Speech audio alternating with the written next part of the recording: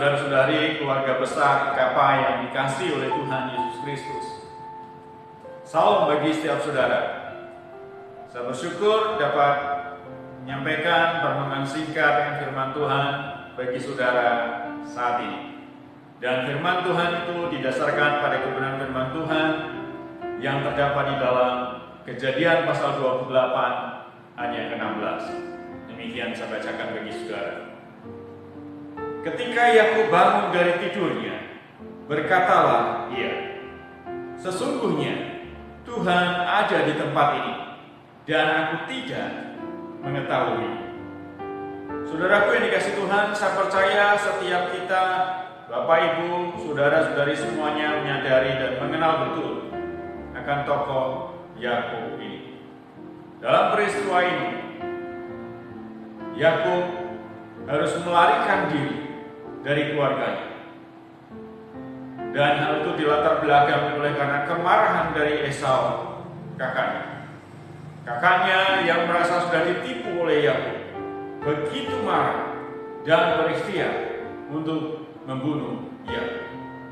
Oleh sebab itu kedua orang tuanya menyuruh Yakub untuk melarikan diri ke Haran kepada seorang yang bernama Laban yang masih pemilih dari Ribka ibunya. Saudaraku, Yakub adalah seorang yang terbiasa di rumah. Dia hidup terpelihara, tercukupi, dan terlindungi di dalam rumah bersama kedua orang tuanya.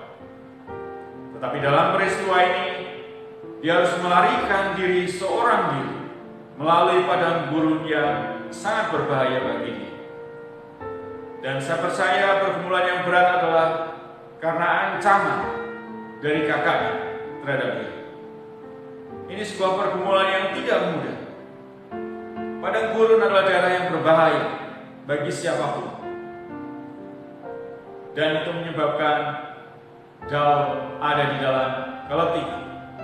Baik letih secara fisik maupun secara psikis. Dan di dalam segala keletihannya itu, Yakub tertidur di satu tempat yang disebut dengan Betel. Dan yang menarik adalah bahwa di dalam tidurnya ini Yakub bermimpi. Bermimpi ada tangga yang ujungnya sampai ke langit dan malaikat naik turun di sana. Dan yang lebih menarik adalah bahwa Allah menjumpai Yakub di dalam mimpi. Allah memperkenalkan dirinya sebagai Allah dari Abraham dan Ishak ayahnya. Dalam perjumpaan itu Allah mengucapkan janji kepada Yakub, sebuah janji yang pernah Allah sampaikan kepada Abraham. Dan melalui perjumpaan itu, setelah Yakub terbangun dari tidurnya, Yakub sadar ada Tuhan di tempat itu. Yakub yang selama ini fokus kepada persoalan yang dia alami, ancaman yang dia dapat dari ayahnya, dari Esau kakaknya, dan juga mungkin perjalanan yang tidak tentu karena dia belum pernah melakukan perjalanan ini. Sekarang dia sadar bahwa ada Allah bersama-sama dengan dia. Dan kita tahu bahwa akhirnya Yakub sampai kepada Laban di Haran. Di sana Tuhan memberkati. Dia mendapatkan keluarga dan juga harta benda. Dan saudara, kita tahu bahwa Yakub adalah salah satu tokoh penting di dalam perjalanan penggenapan janji-janji Allah bagi umat. Saudaraku yang dikasihi Tuhan Yesus Kristus, apa yang kita bisa pelajari dari bagian ini? Di tengah-tengah pergumulan hidup yang tidak mudah yang saat ini kita alami, bahkan mungkin terkait dengan pandemi COVID-19 yang masih terus berlangsung, adakah kita hanya fokus kepada persoalan hidup kita? Marilah kita tetap menyadari bahwa ada Allah bersama-sama dengan kita. Allah adalah jaminan di dalam kehidupan kita.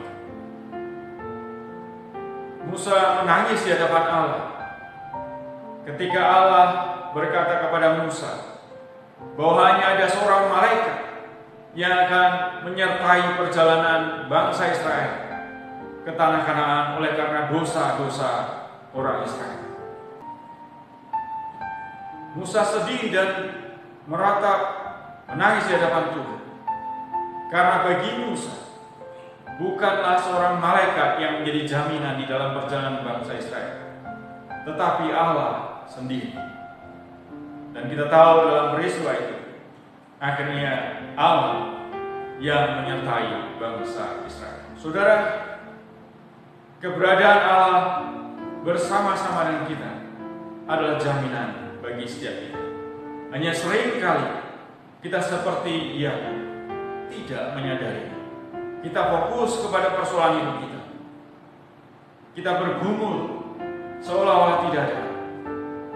Mari melalui bagian firman Tuhan ini, biar kita diingatkan kembali bahwa di dalam pergumulan hidup kita ada Allah bersama-sama dengan kita. Tuhan Yesus memberkati setiap kita. Amin.